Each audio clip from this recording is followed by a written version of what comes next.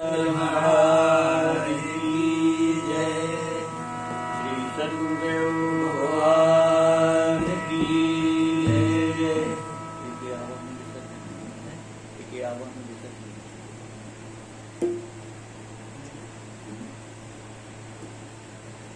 लाडली लाल की जय।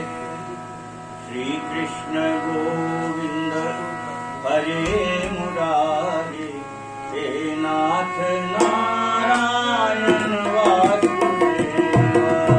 श्री कृष्ण गोविंद हरे मुरारे, हे नाथ नारायण वासुदेवा। श्री कृष्ण गोविंद हरे मुरारे, हे नाथ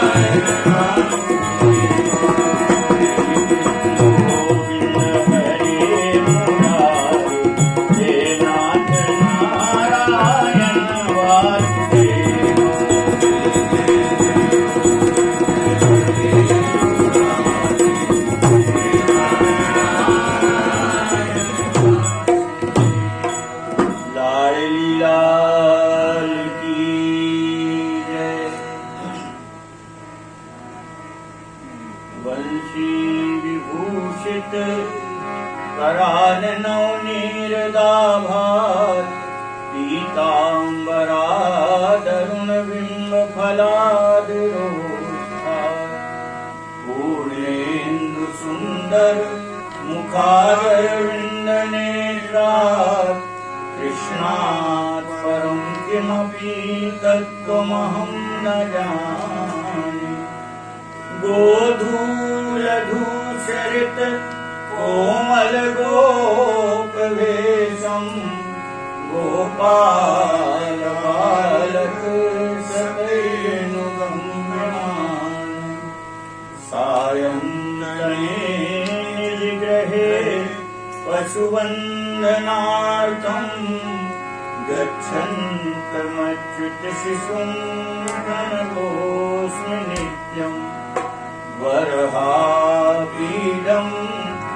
नटवरवपु कर्णयो कर्णिकारम् बिभ्रदवासः कनककपिशम् वैजयन्ती जामाला रन्ध्रान्वेणोरधरसुधिया पूर्णन्न गोपवृन्दै वृन्दारण्यम् स्वपदरमणम् प्राविशतगीतकीर्ति अहो बलीयम् स्तनकायकूटम् जिघांश्रियापायदप्यसाद्रि लेभे गतिं धातुचितां ततो नान्यम् कं वा दयालुं शरणं व्रजे। त्वमेव माता च पिता त्वमेव बन्धुश्च सखा त्वमेव विद्या द्रविणं त्वमेव सर्वं मम देव वृन्दावन विहारी लाल की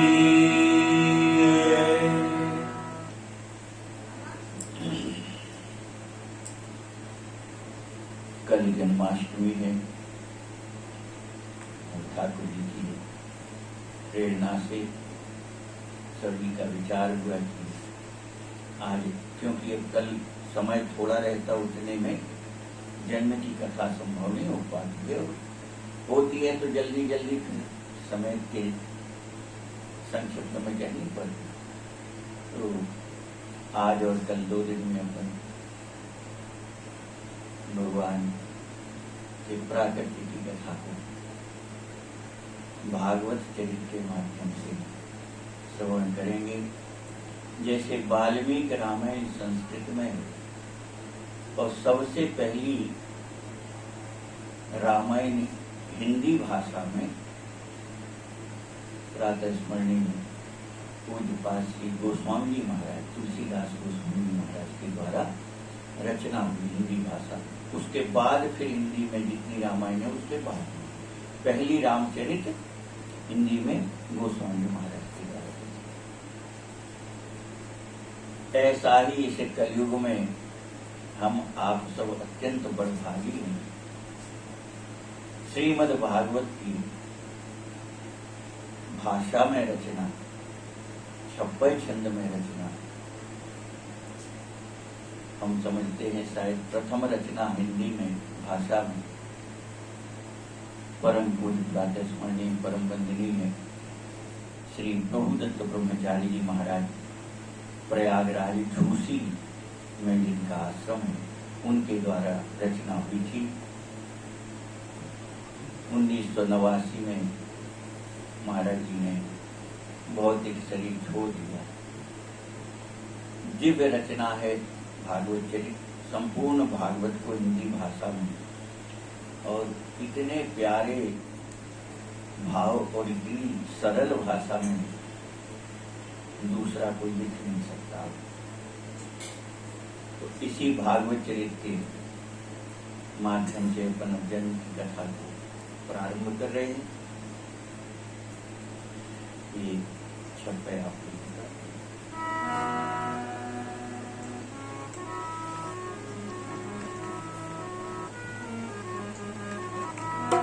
भरो पाप को घड़ा, लो हरि को सिंहासन। भरो पाप को घड़ा, लो हरि को सिंहासन।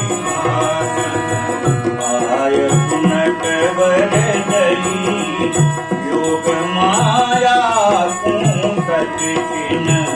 आय सुनट वर दई, माया कुंठत चिन। रहे रोहिणी मातु नंद बाबा के घर महल। रहे रोहिणी मातु नंद बाबा के घर तेजोमय मम हंस, देवकी बसे उदर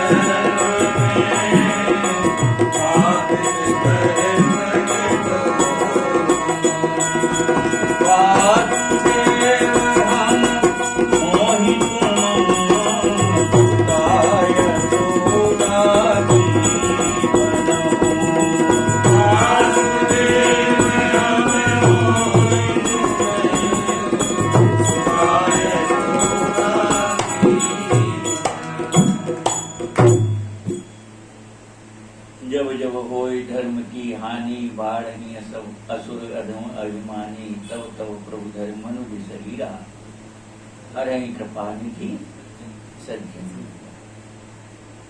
जब जब अधर्म अपने चरम पर पहुंच जाता है, तरह तरह से दुराचार अत्याचार होने लगते हैं, पाप बहुत फैल जाता है, तब तब भगवान उसको नष्ट करके धर्म की स्थापना के लिए अवतार लेते हैं। तो द्वापर की बात, और जब भरो पाप को भरा,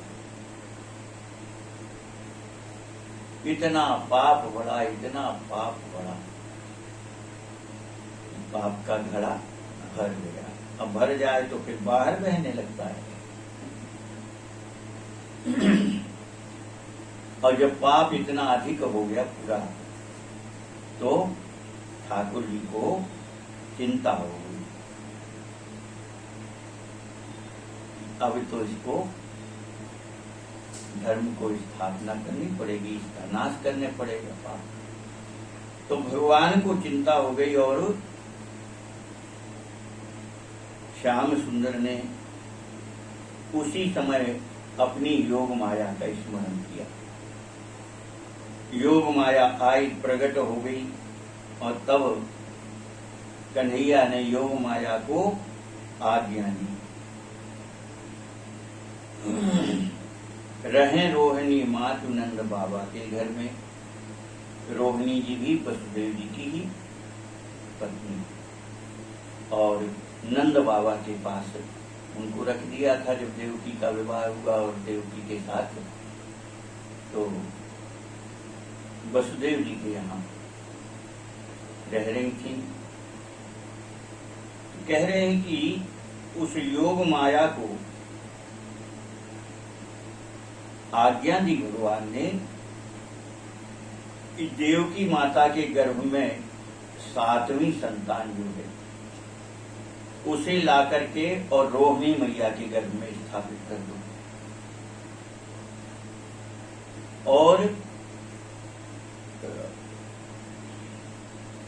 और तुम माने योग माया, और योग माया को आज्ञा दी कि तुम जाकर के और वसुदेव जी के पुत्र के रूप में जन्म ले।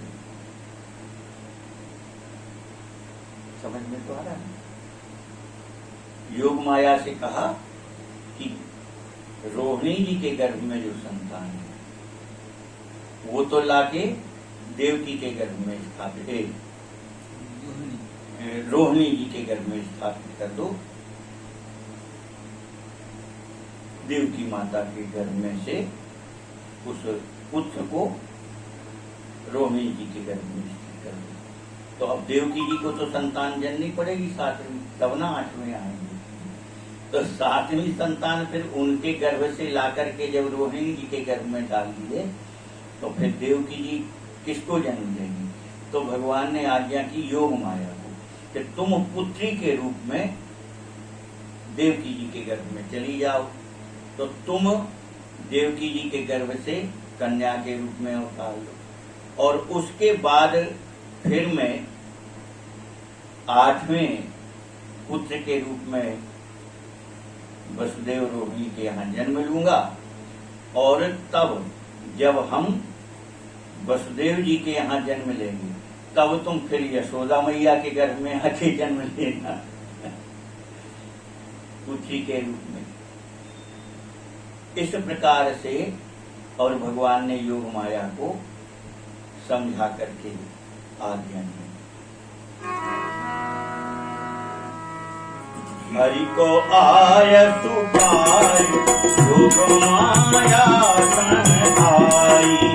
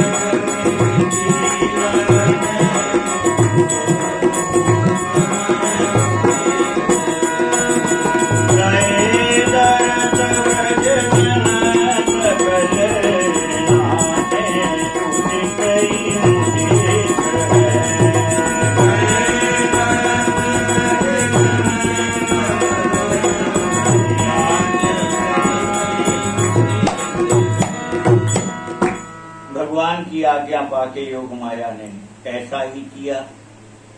जाकर के और देवकी मैया के सातवें गर्भ को उठा करके कहाँ ले आई? गोकुल में। और करो रोहिणी उदर, और देवकी मैया के सातवें गर्भ को रोहिणी जी के गर्भ में स्थापित किया।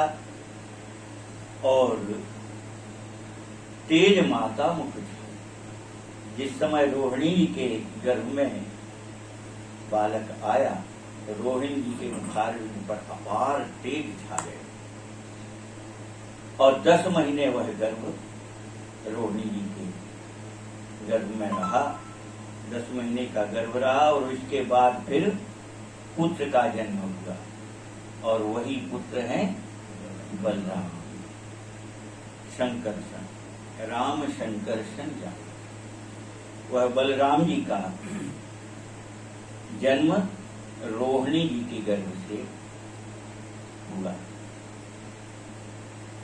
भाद्र शुक्ल 6वीं तिथि, अभी कल बलराम जी का जन्मदिन था। अपने यहाँ जो रक्षक कहलाती है वो बलराम जी का जन्म था। तो भाद्र शुक्ल की 6वीं तिथि जो है उस सुमुहूर्त में भगवान बलराम जी का जन्म हुआ। दये दरस ब्रज जन सकल नाचे उदतई मुदित है। और बलराम जी के जन्म पर अपार आनंद हुआ ब्रज में। इत ब्रजपति नंद राय पुत्र हित मख करवाए। यहाँ रोहिणी जी के यहाँ बलराम जी का जन्म हुआ और नंद बाबा ने भी पुत्र की इच्छा से एक यज्ञ करवाया। विप्रवेद विद बहुत मंत्र जप करन दिखाए। बहुत से ब्राह्मणों को और वेदज्ञ ब्राह्मणों को मंत्र जाप के लिए बिठाला, यज्ञ हुआ। तब उधर यशोदा माँ ही योग माया आई।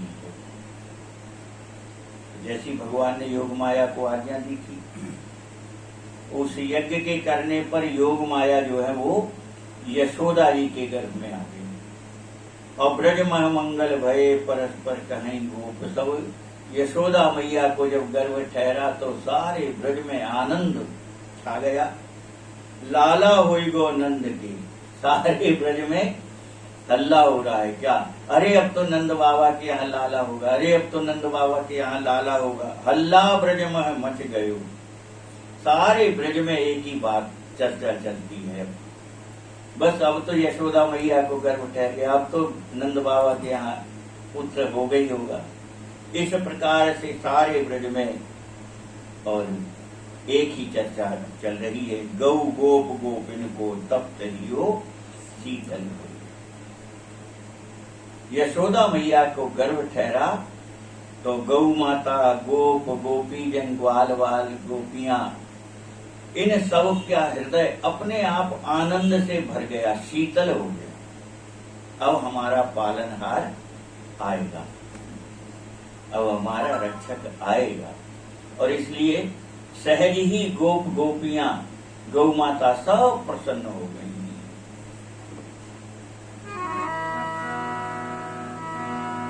जाया श्री वसुदेव देव की जनो नलला। जाया श्री वसुदेव देव की जनो नलला। गोपाल मोगर मचो मथुरा महल्ला। गोपाल मोगर मचो मथुरा महल्ला। अति चिंतित कंस भयो अब अठमो आवे। अति चिंतित कंस भयो अब अठमो आवे। यदि रह जाए मोए हम गगन पठावे। यदि रह जाए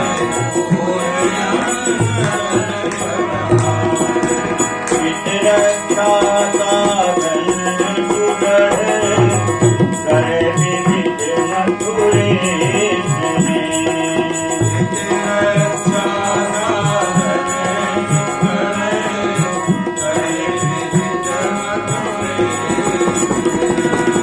उत्तमन मह वसुदेव के करो प्रवेश परेश ने।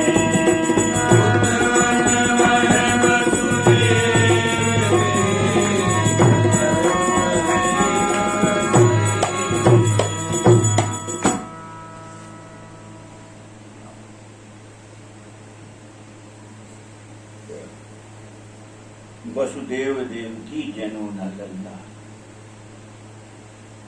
अब वह योग माया जो है वो यहाँ यशोदा जी के गर्भ में आ गई।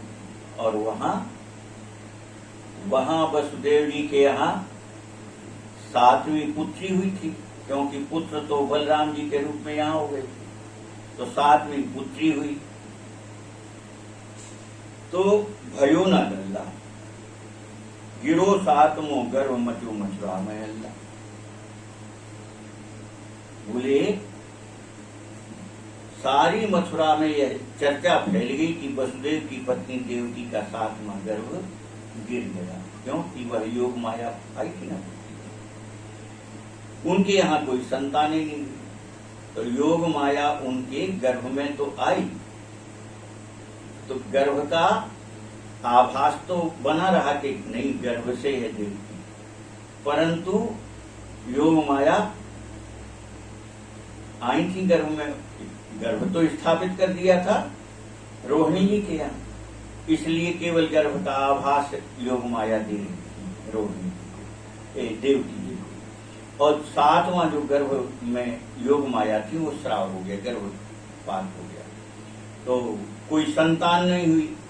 अब जो उसका 8वां पुत्र होगा, कंस ने जब सुना तो अब चिंतित हो गया। क्यों? 7वां गर्भ तो गिर गया तो बड़ी सुख की सांस ली कि चलो 7वां तो नहीं हुआ, पर अब 8वें की चिंता में कंस व्याकुल हो गया। क्यों? बोले 8वां जो है वह हमारी मृत्यु का कारण है। 7 तो चले गए, 6 हमने मार डाले, 7वां गर्भस्राव हो गया, अब तो 8वां ही है, तो जो होगा वह मेरी मृत्यु का कारण है। और इसलिए जीवित यदि रह जाए मोयम सदन पठाए, अगर ये 8वां बालक जन्म लिया और जीवित रहा तो निश्चित है कि वह हमको यमलोक भेज देगा, मार डालेगा। इत रक्षा साधन सुरकर, ऐसा विचार करके कंस ने कारागार में विशेष सुरक्षा बढ़ा दी। करे विविध मथुरे, कंस ने बहुत से पहरेदार और कारागार में बिठा दी, बहुत सी सुरक्षा की कि किसी प्रकार से और 8वें गर्भ होते ही हमको पता लगे और हम उसको तुरंत मार डालें। ऐसा विचार करके उसने बहुत सावधानी से पहरा बिठाला। वहां उत मनमह वसुदेव के करो प्रवेश पद से, यहाँ भगवान श्याम सुंदर ने वसुदेव जी के हृदय में प्रवेश कर लिया, आकर के वसुदेव जी के हृदय में विराज गए। और तब विश्वम्भर को तेज सूर्य सुत धरो मन विश्वम्भर को तेज सूर्य सुत धरो बदनों में सूर्य धरत तेज दिन प्रगट हो तन बदनों में सूर्य धरत तेज दिन प्रगट हो पतित सोई तेज देव की देवी धारो, पतित सोई तेज देवी धारो दिव्य कांति लगी कंस भय यमाहि विचारो, दिव्य कांति लगी कंस भय यमाहि विचारो नित्य जागे गर्भ बात तूने कर लयो, निश्चय जागे गर्भ में बात तूने करी लयो। बिन प्रकाश की श्याम भवन प्रकाश गयो, प्रकाश की दिशा में भवन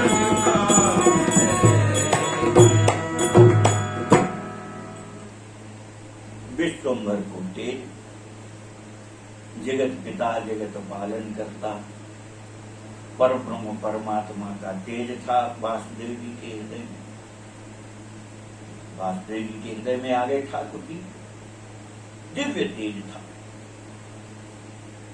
और उस तेज को वासुदेव जी के ने अपने हृदय में धारण किया। सौम्य सुखद दुर्धर्ष तेज तिन प्रभु तन मन, दुर्धर्ष तेज है, बिना भगवान की कृपा के भगवान के तेज को कौन सहन कर सकता है। तो अपन जानते हैं महाभारत में ही कथा आती है कि जब अर्जुन को विराट स्वरूप दिखाने के लिए भगवान ने कहा तो भगवान ने उसको पहले दिव्य दृष्टि दी। इस दृष्टि से नहीं देख सकते थे अर्जुन, तो भगवान ने अपने दर्शन कराने के लिए वह दिव्य दृष्टि प्रदान की और फिर विराट स्वरूप दिखाया। तो तेज कैसा है? दुर्धर, परंतु अत्यंत सौम्य है, सुखदायी है भगवान, और इसलिए वसुदेव जी को कष्ट नहीं हुआ उससे। वह दुर्धर्ष तेज भी परम शांत और सुख देने वाला, ऐसा उनके हृदय में तेज दिखाई देने लगा वसुदेव जी के हृदय में। और समय पर फिर वसुदेव जी और देवकी जी जब शयन कर रहे थे पति के उसी तेज को, फिर देवकी जी ने धारण, सीधे देवकी जी के गर्भ में नहीं गए भगवान। भगवान कहाँ आए? पहले वसुदेव जी के हृदय में, और फिर वसुदेव जी के हृदय से फिर देवकी मैया के गर्भ में आए। तो उनकी उस दिव्य कांति को देख करके अब देवकी मैया के जब गर्भ में आए तो देवकी मैया का तेज बहुत बढ़ गया। और कंस तो अब रोज दर्शन करने आते ही था कि क्या हाल है, देखें तो जब कंस ने देखा कि देवकी को गर्भ ठहर गया है और देवकी जी के दर्शन किए, तो कंस भयभीत हो उठा। उनका तेज देख करके और सहज ही उसके भीतर भय लगा। देवकी मैया का तेज देख करके उसको सहज ही भय प्रकट हो गया हृदय में। और फिर कंस ने निश्चय कर लिया कि निश्चित वह मेरा शत्रु देवकी के गर्भ में आ गया। क्यों इतना भय मुझे हुआ? तो निश्चित वह मेरा प्राण लेने वाला शत्रु इसके गर्भ में आ गया। ऐसा क्यों लगा कंस को? तो कहते हैं कि शाम रात्रि होने पर कंस महलों में आया था, एक कारागार में वसुदेव देवकी जी के मिलने। तो रात्रि में आया और आकर के जब देवकी जी को देखा तो उस कक्ष में एक तेज प्रकाश फैल रहा था। देवकी जी के अंग से तेज निकल रहा था। कितना तेज था? बोले सारा भवन जो कारागार का था प्रकाशित हो गया था। ऐसा प्रकाशित भवन देख करके और कंस के हृदय में भय उत्पन्न हो गया। बालकपन लगी देवकी घर के माही, बालकपन लगी देवकी घर के माही, कबहु अस प्रभा अनोखी देखी नारी, कबहु अस प्रभा अनोखी देखी नारी। ओहि न जब तक प्रसव तवै तक जासु मारू, कोई जब तक प्रसव तवै तक जासु मारू। कमहि बेजर काटि विपति भारी उतारू, वही दुख जड़ काटि भारी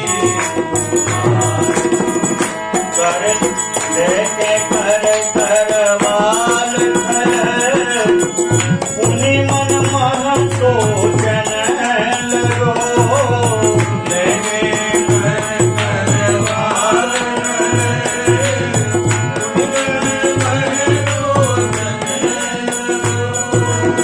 प्यार समय वसुदेव ने कली कली के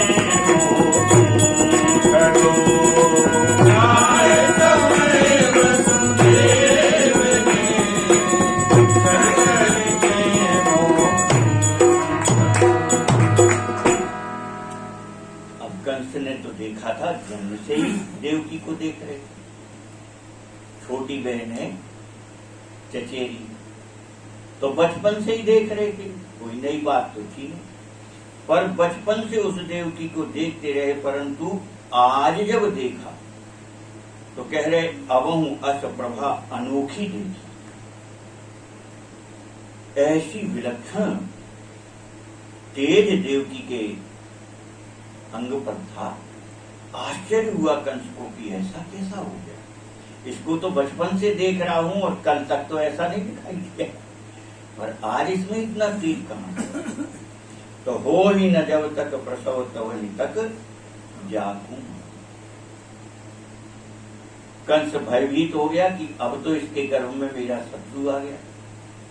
तो कंस ने विचार किया कि ये संतान को जन्म दे करके मेरे शत्रु को जन्म दे, उसके पहले इसका वध कर देना चाहिए। प्रथम ही दुख जड़ काट विपत्ति भावी कूटा।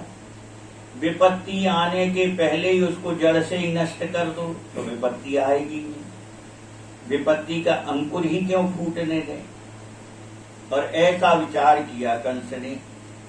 तो लेके कर करवाल खल पुनि मन मह सोचन। हाथ में उसने तलवार ले ली मारने के लिए।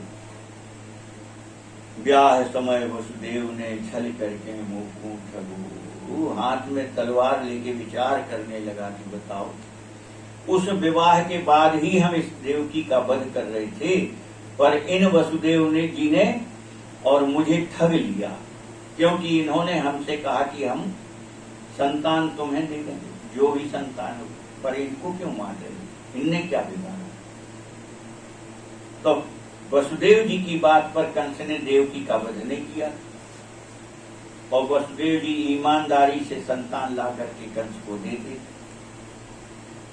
पर आज कंस को बड़ा दुख हुआ कि अरे इनकी बातों में आकर के मैं ठगा गया, वसुदेव जी ने मुझे और ठग लिया है, ऐसा मन में आया। और फिर कंस विचार करने लगा,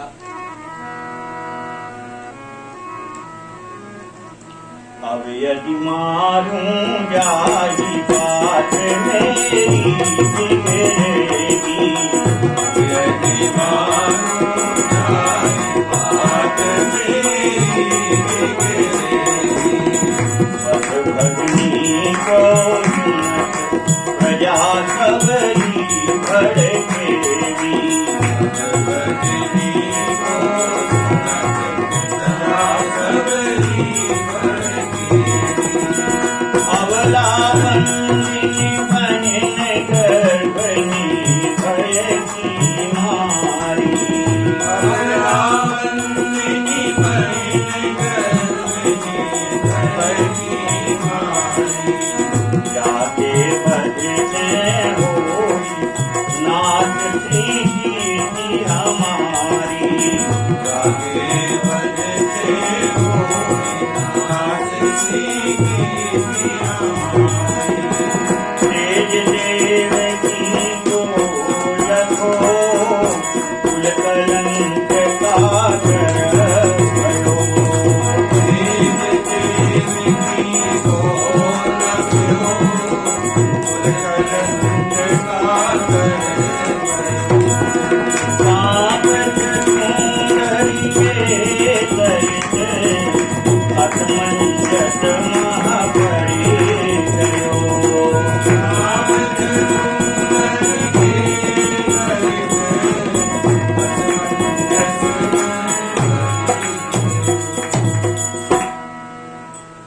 कंस विचार करने लगा,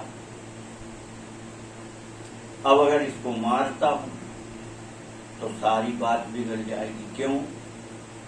7 संतान का इसका जन्म हुआ, तब तक तो हमने मारा है, और 8वें इसके गर्भ में बालक है, और ऐसी दशा में अगर मैं इसको मारता हूं तो इसका वध करने पर मेरी सारी प्रजा जो है वो भड़क उठेगी, मेरा विरोध होने लगेगा, और विरोध भर नहीं होगा, सारे संसार में मेरा अपयश फैल जाएगा कि बताओ उसने गर्भिणी बहन की हत्या कर दी। तो इस प्रकार से आज जो मेरी कीर्ति है वह सब कलंकित हो जाएगी, मेरा यश नष्ट हो जाएगा, अपयश छा जाएगा। अबला बंदिनी बहन गर्भिणी भय की मारी। कंस के मन में विचार आया कि एक तो बेचारी अनाथ की स्थिति में है, क्यों? जेल में बंद है, कारागार में बंद है। दूसरी बात, मेरी बहन है। तीसरी बात, इसके गर्भ ठहरा है। और भय के मारे तो यह वैसे ही मरी जैसी है, इतनी भयभीत रहती है कि जाके बधते हैं भय की मारी। मेरे भय से वैसे ही वह निष्प्राण जैसी पड़ी रहती है कारागार। तो इसका अगर वध करता हूं तो मेरी सारी कीर्ति चली जाएगी, अपयश फैल जाएगा। तेज देव की को लखो। और इतना विचार करते करते फिर उसकी नजर जब देवकी जी पर गई तो देवकी जी की तेज को देख करके और वह कुल कलंकी व्याकुल हो गया, अधीर हो गया, कुल कलंक कातर हो गई। और उसकी दशा कैसी हो गई? महाराज जी लिखते, सांप छछूंदर के सरिस असमंजस में पड़ गई।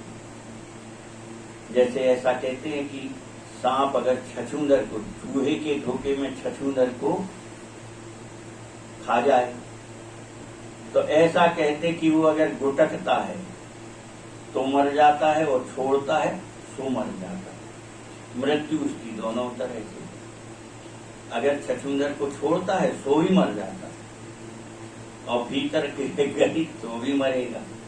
तो कह रहे उस, कहते भाई गति सांप छछूंदर की भी, गोस्वामी महाराज ने भी रामचरितमानस में लिखा, भाई गति सांप छछूंदर की। तो उसी तरह आज इस कंस की दशा होगी। अब जीवित भी छोड़ता है तो उसकी मृत्यु ही उसके गर्भ में, और मारता है तो कलंक लग रहा है, सारी यश कीर्ति नष्ट हो जाएगी। इस प्रकार से वो कुछ निश्चय नहीं कर पा रहा था। तलवार तो निकाल ली हाथ में, पर मारने की अभी उसकी बल नहीं जुटा पा रहा था। यह विचार करके वह व्याकुल था कि करे तो करे क्या, मारे कि छोड़ दें, निश्चय नहीं कर पाया। निश्चय कियो जीवन बध तव विधि अनुचित। जय कियो जीवन बध तव विधि अनुचित। रघुपति के वसुदेव होनी नहीं चिन्हते अनहित। रघुपति के वसुदेव होनी नहीं चिन्हते अनहित। बध को त्याग विचार निरंतर हरि विचारे। पद को त्याग विचार निरंतर हरि विचारे। बसन बसन अरसयन माही जगदीश निहारे। बसन बसन अरसयन माही जगदीश निहारे। मेरे भाव से विष्णु भजे सदा कारण बन गयो। मेरे भाव से विष्णु भजे सदा कारण बन गयो। सर्वतम भीतर वेद मति करो समवदे रहो। सर्वतम भीतर वेद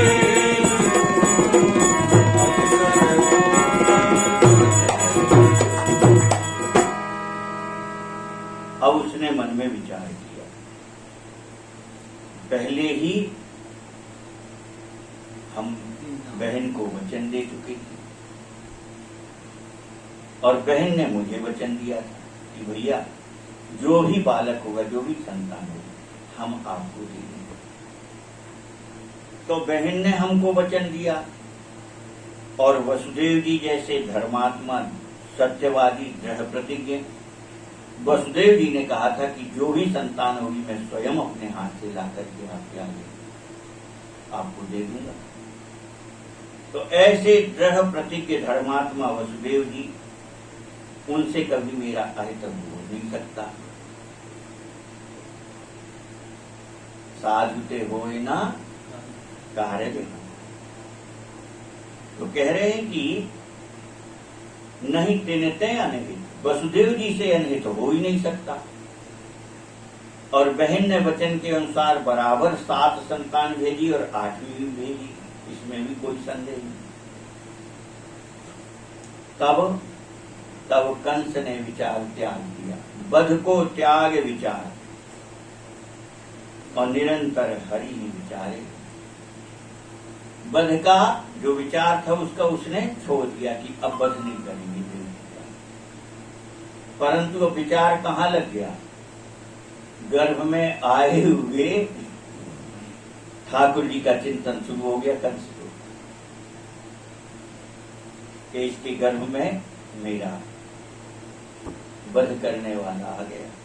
तो अब दिन रात निरंतर हरि ही विचार, वह परब्रह्म परमात्मा इसके गर्भ में आ गया।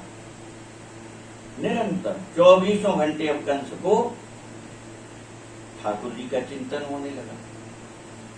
असन बसन अरु शयन मान, जगदीश निहारे। भोजन करे तो ठाकुर जी का स्मरण, सोए तो ठाकुर जी का स्मरण, जो भी करे उसको केवल पूरे 24 घंटे निरंतर हर वस्तु में भगवान दिखाई देते, और हर बार वह केवल भगवान का विचार करके और भयभीत रहने लगा।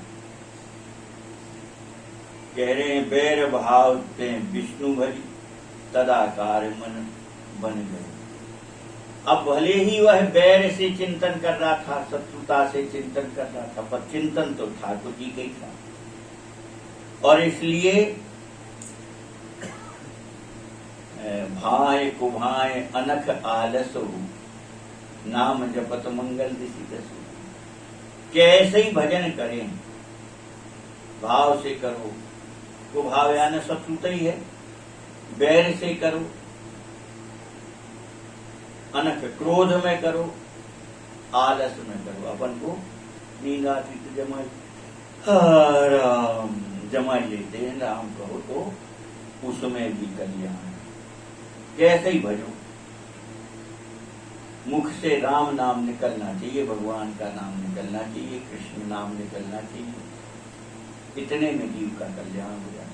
फिर ये तो अब 24 घंटे कृष्ण कृष्ण भज रहा था, इसको तो हर वस्तु में ठाकुर जी दिखाई दे रहे। और ऐसा होते होते क्या हुआ? बोले मन ही ठाकुर जी में लीन हो गया, तदाकार मन बन गए। मन जो है वह ठाकुर जी से एकाकार हो गया। एकाकार तो आपने सुना ना रामचरितमानस में, महाराज मनु का, शत्रुपा जी का मन ठाकुर जी से एकाकार हो गया था। तब क्या हुआ? बोले बहुत बार भगवान ब्रह्मा, भगवान शंकर, भगवान विष्णु आए, पर नहीं जगह ही जगह, हिले भी नहीं महाराज मनु शत्रुपा। ऐसा एकाकार है कंस का मन भी परब्रह्म परमात्मा से एकाकार हो गया। असत्य समुझ सर्वेश को अति सर्वोत्तम पर गया। अब भगवान को शत्रु समझने पर भी अंत में उसकी गति, सुंदर गति प्राप्त हुई, उसको सर्वोत्तम गति पा गया वह। समुझी देव की गर्भ माय, हरिहर चतुरान, देव की गर्भ माय, हरिहर चतुरान,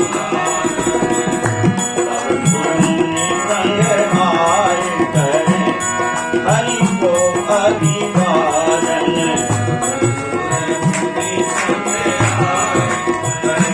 हरि को प्रभु की स्तुति करे, मधुर कर महान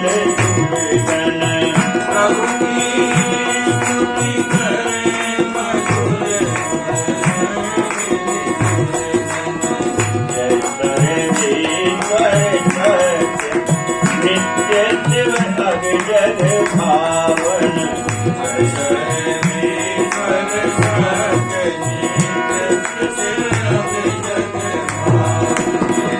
विश्वव्रत के बीज तब भुवन के भूप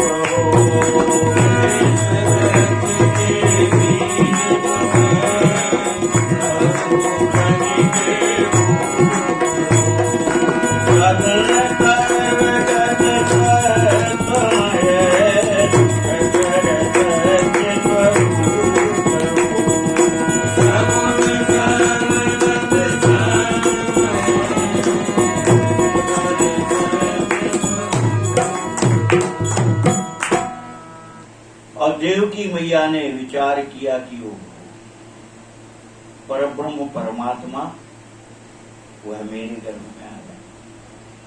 और जब देवकी मैया के गर्भ में भगवान आ गए तो देवकी मैया भी प्रसन्न है। और अब यह बात जब देवताओं ने जानी कि देवकी मैया के गर्भ में वो परब्रह्म परमात्मा सच्चिदानंद वह इनके गर्भ में आ गया, तो भगवान शंकर ब्रह्मा से लेकर के सब देवता और ऋषि भी, कौन, नारद आदि ऋषि भी आकर के और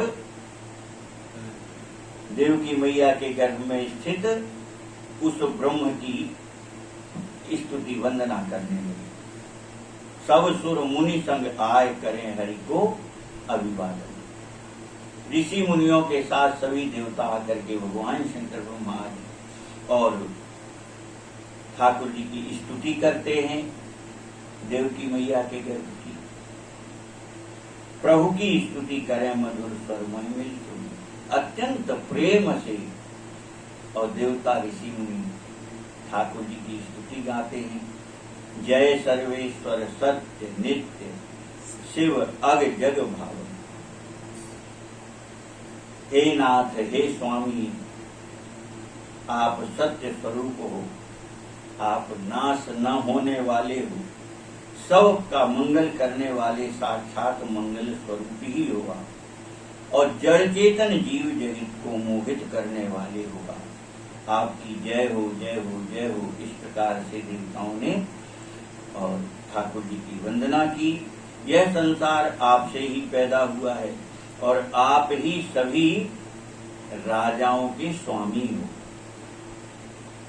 आप ही साकार हो, आप ही सगुण हो, आप ही निर्गुण हो, सर्वव्यापक हो, सत्व गुण सब स्वरूप हो और सुख देने वाले हो, सत्य की साक्षात मूर्ति ही हो।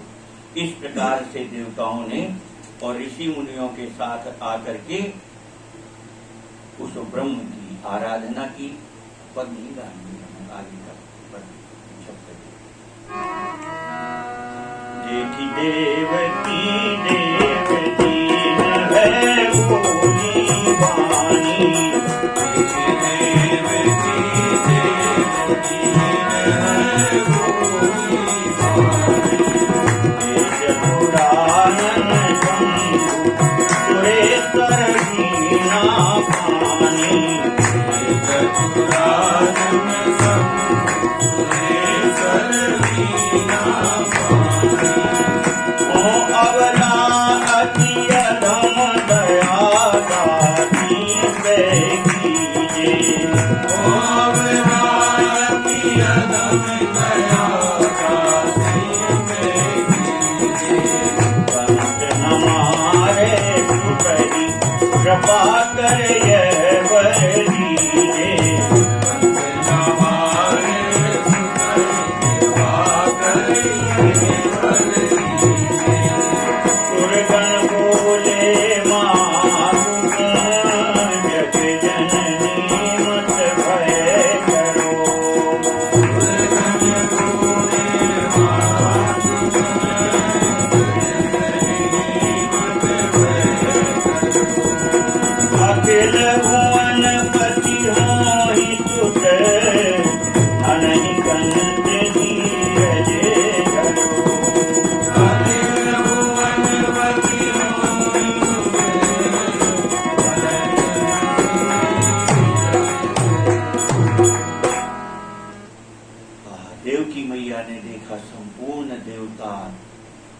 नारद सनकादि ऋषि तो सब एक साथ आकर के स्तुति कर रहे हैं।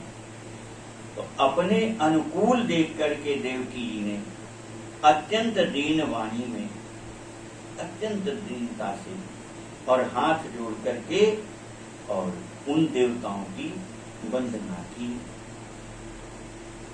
हे ब्रह्मा जी, हे भगवान शंकर, हे इंद्रदेव, हे नारद जी, सबको संबोधन करती है देवकी मैया और सबसे कहती है कि मैं अत्यंत अनाथ हूं, सब प्रकार से अत्यंत पापनी हूं अबला, अति अधम, अत्यंत पापनी हूं और एकदम अनाथ हूं। मेरा कोई आश्रय कहीं नहीं, किसी की मुझे कोई आशा दिखाई नहीं देती हूं, ऐसी मैं अनाथ हूं। और मुझ दासी पर आप सब मिलकर के कृपा करो। कैसी कृपा करो? तो देवकी मैया कह रही, ऐसी कृपा करो कि कंस मेरे पुत्र का वध ना कर सके, कंस ना मारे सुतरी, कृपा करे यह वर दीजिए। एक ही वरदान मांगती हूं आप सबसे कि मेरे बेटे का वध ना हो, 7 मारे हुए, ये जो 8वां मेरा बेटा है कम से कम ये बच जाए, ऐसा वरदान दे दो। आप सब कृपा करके मुझे बस एक यही वरदान दे दीजिए। तब सुरगण बोले, मात तुम जग जननी मत भय। तब संपूर्ण देवताओं ने मिलकर के कहा कि हे जगत जननी, आप सारे विश्व की मां हो। क्यों? अरे विश्व का पालन करता आपके गर्भ में है, तो आप तो वैसे जगत जननी जगदम्बा हो, और इसलिए आपको चिंता नहीं करना चाहिए, आपको भय नहीं करना चाहिए। क्यों? अखिल भुवनपति हो वह जगत नियंता, जगत पिता, परब्रह्म परमात्मा आपका बेटा बन के आ रहा है, और इसलिए आपको भयभीत नहीं होना चाहिए। आप तो धैर्य धारण करो, निश्चित ही इस कंस का वध आपके गर्भ में आने वाला परब्रह्म परमात्मा आपका बेटा इस कंस का वध करेगा।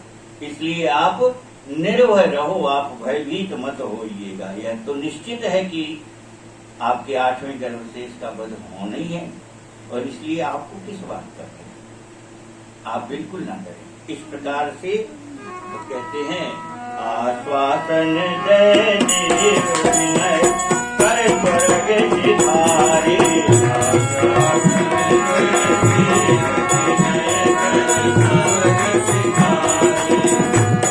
सकल अनुकूल लगन जनक दौतारे।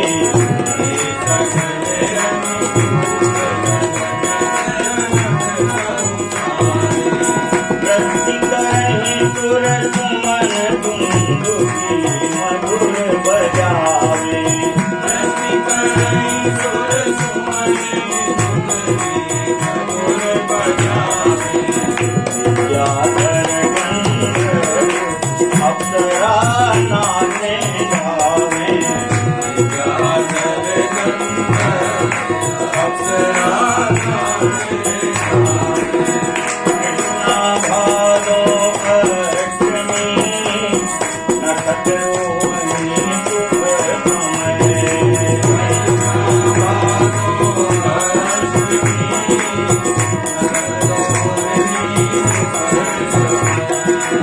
अर्धरात्रि वेला दुख दे तब प्रभु पद के प्रेममय, अर्धरात्रि वेला दुख दे तब प्रभु पद के। आश्वासन दे देव और विनय करे स्वर्ग सिधारे। देवता सब प्रकार से देवकी मैया को आश्वासन देके धैर्य बंधा करके और प्रणाम करके स्वर्ग चले गए। भये सकल अनुकूल लगन ग्रह नक्ष उतारे। और वह समय आ गया जब भगवान के प्रकट होने का समय है। तो कह रहे हैं सारे ग्रह नक्षत्र अनुकूल हो गए, और वह शुभ लगन भी आ गई।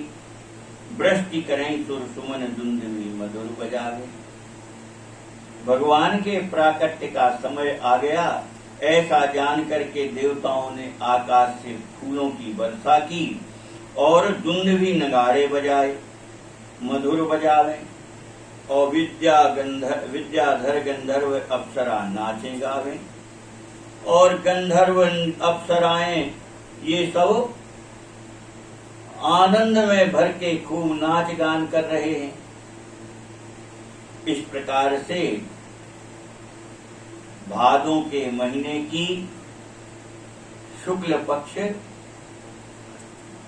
कृष्ण पक्ष की अष्टमी और अर्धरात्रि में वह सुख देने वाला समय प्रकट हुआ।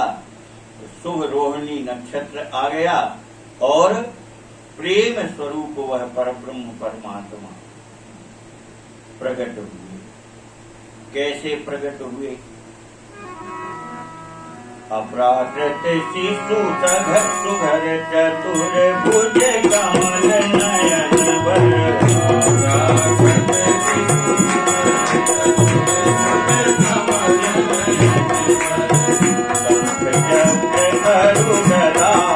पद्म सुंदर आयु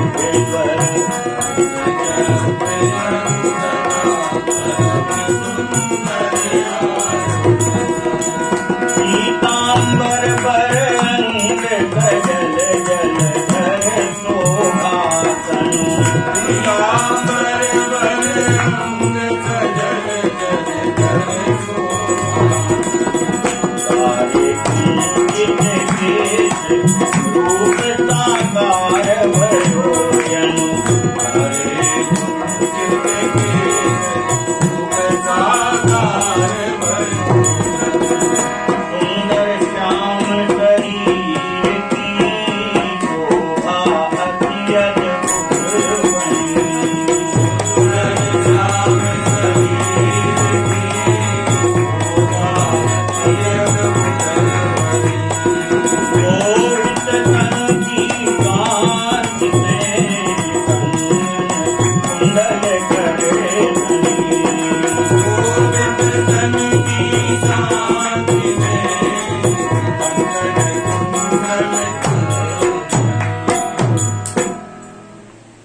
बालक प्रकट हुआ। अपराकृत शिशु सुघर चतुर्भुज कमल नयन वर। प्राकृतिक बालकों की तरह नहीं थे, अपराकृत, अत्यंत परम सुंदर। ऐसे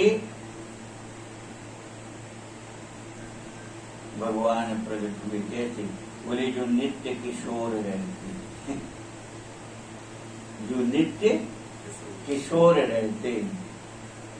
भगवान बूढ़े नहीं होते, भगवान हमेशा किशोर अवस्था में रहते। श्याम सुंदर कन्हैया सदा सदा किशोर अवस्था में रहते। तो ऐसे वह परब्रह्म परमात्मा श्याम सुंदर छोटे से शिशु का रूप बना करके, छोटी छोटी 4 भुजाएं जिनकी नहीं, और कमल की पंखुड़ी के समान उनके विशाल नेत्र हैं, 4 भुजाएं और कमल नयनवर, अत्यंत सुंदर विशाल नेत्र हैं। नयन विशाला। भगवान जब जब प्रकट होते हैं तो नेत्रों की बड़ी महिमा गाई है। गोस्वामी जी महाराज ने भी स्तुति में 2 बार कहे, स्तुति में 2 बार नेत्रों का वर्णन किया है। वह प्रकट कृपाला, 1 बार नहीं 2 बार। यहाँ भी महाराज जी लिख रहे हैं, कमल के समान विशाल विशाल, कमल की पंखुड़ी के समान विशाल नेत्र हैं ठाकुर जी। 4 छोटी छोटी सी भुजाओं वाले ठाकुर जी, चारों भुजाओं में शंख चक्र गदा और पद्म कमल पुष्प, इस प्रकार से चारों भुजाओं में अपने आयुध लिए हुए और प्रकट हो गए। पीतांबर वर अंग सजल जलधर शोभा। और वर्षा के समय के जैसे घने काले नीले रंग के बादल होते हैं, उस मेघ के समान, उन वर्षाकालीन बादलों की तरह ऐसा तो ठाकुर जी का अंग का रंग है। सांवरे सलोने, ऐसे तो ठाकुर जी के अंग की कांति है। और उस पर फिर पीतांबर, अत्यंत शोभा पा रहा है पीतांबर। घने काले काले घुंघराले ठाकुर जी के सुंदर केस हैं, बाल हैं, और जो बिखरे हुए हैं तो मुखारविंद पर भी बालों की लतें आ गई हैं। उस समय उनके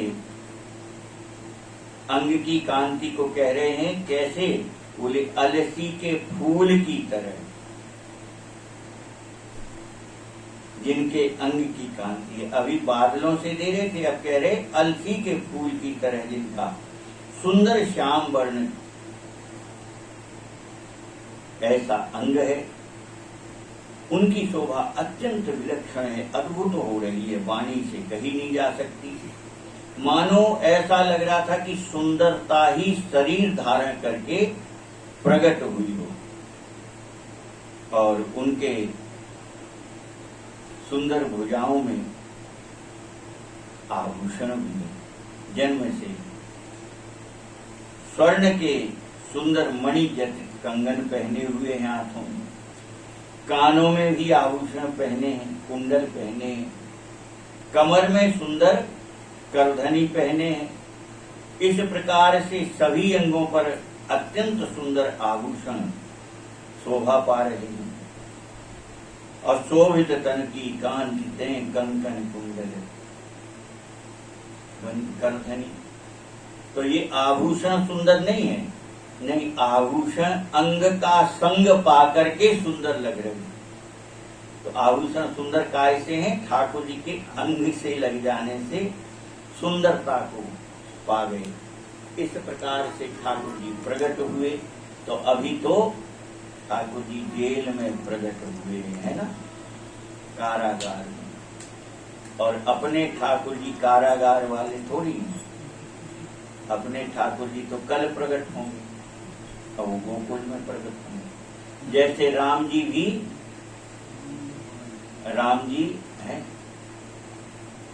राम जी भी दो स्वरूप से जन्म लिए कि नहीं? पहले अपनी मैया के लिए आए, तो मैया के लिए प्रकट हुए। यहाँ भी मैया के लिए प्रकट हुए कि नहीं हुए? कारागार में चतुर्भुज स्वरूप से प्रकट हुए, तो माता के लिए तो प्रकट होते हैं भगवान, और संसार के लिए जन्म लेते। राम जी भी पहले मैया के यहाँ तो प्रकट हुए, भाई प्रकट कृपाला दीन दयाला कौशल्या हितकारी। अब गोस्वामी जी महाराज ने सबके संदेह का निराकरण कर दिया कि संदेह मत करना, ये तुम्हारे हित करने वाले नहीं है। कौन है? बोले कौशल्या हितकारी। ये तो कौशल्या मैया का हित करेंगे, फिर तुम्हारे राम जी कौन से हैं? तो गोस्वामी जी महाराज कहते कि अपने राम जी तो वो है। कौन? बोले दशरथ पुत्र जन्म सुन का। अपने ठाकुर जी तो जन्म लेते हैं, प्रकट नहीं होते, जन्म लेते हैं। तो इसीलिए देखो अपन हर वर्ष जन्म उत्सव मनाते हैं। राम जन्मोत्सव, कृष्ण जन्मोत्सव, कृष्ण जन्माष्टमी, जन्म की। तो अपने राम जी अपने श्याम सुंदर, जैसे राम जी अपने जन्म लेते हैं, इसी प्रकार श्याम सुंदर भी अपने श्याम सुंदर जन्म लेंगे। आज तो ये देव की मैया के ठाकुर जी बेटा प्रकट हुए, अब जन्म की कथा कल श्रवण करेंगे अपन, समय हो गया इसलिए कथा को विराम दे रहे। लाल लाल की जय।